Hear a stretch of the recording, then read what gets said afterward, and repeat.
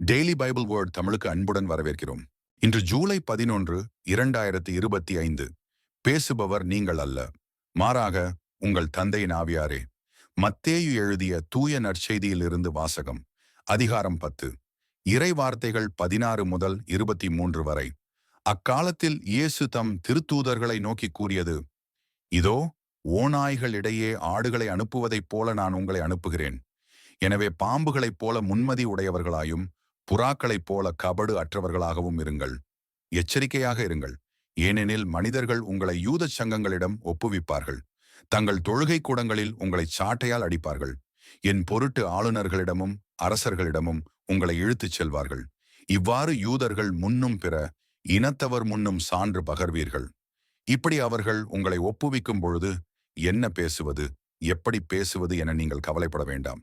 நீங்கள் என்ன பேச வேண்டும் என்பது அந்நேரத்தில் உங்களுக்கு அருளப்படும்.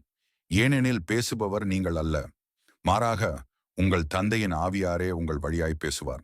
சகோதரர் சகோதரிகள் தம்முடன் சகோதரர் சகோதரிகளையும் தந்தையர் பிள்ளைகளையும் கொல்வதற்கென ஒப்புவிப்பார்கள். பிள்ளைகள் பெற்றோருக்கு எதிராக எழுந்து அவர்களை கொல்வார்கள். என் பெயரின் பொருட்டு உங்களை எல்லாரும் வெறுப்பர். இறுதி வரை மன உறுதியுடன் இருப்போரே மீட்கப்படுவர். அவர்கள் உங்களை ஒரு நகரில் துன்புறுத்தினால் வேறொரு நகருக்கு ஓடிப்போங்கள். மானிட மகனின் வருகைக்கு முன் நீங்கள் இஸ்ரேலின் எல்லா நகர்களையும் சுற்றி முடித்திருக்க மாட்டீர்கள் என உறுதியாகவே உங்களுக்கு சொல்கிறேன். இது ஆண்டவரின் அருள்வாக்கு. இறைவா, உமக்கு நன்றி. தினசரி நற்செய்தி வார்த்தைகளுக்கு daily Bible words Tamil channel subscribe பண்ணுங்க.